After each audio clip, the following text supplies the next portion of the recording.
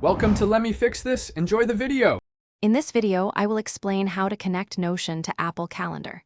Managing your schedule across different platforms can be a challenge, but integrating these two powerful tools can significantly streamline your workflow. We'll explore two effective methods to achieve this, helping you keep all your important dates and tasks in one accessible place. Get ready to boost your productivity with a unified calendar experience.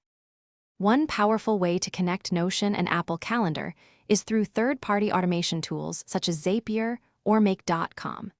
These services act as a bridge, allowing you to create custom workflows. For instance, you can set up a rule where a new item in your Notion database automatically creates an event in your Apple Calendar, or vice versa. This offers robust, often two-way, synchronization for your schedule. Another straightforward method involves using Notion's iCal link export feature. This allows you to publish a Notion database, like a project timeline or content calendar, as a read-only iCal feed. Simply copy the unique iCal link from your Notion database settings. Then, open your Apple Calendar, go to File, and select New Calendar Subscription to paste the link. This provides a convenient one-way sync from Notion to your Apple Calendar. When deciding which method to use, consider your specific needs.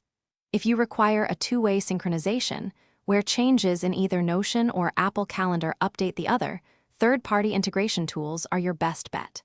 However, if you only need to view your Notion database items in your Apple Calendar, the iCal link method is simpler and quicker to set up. Both options offer great ways to keep your schedule organized.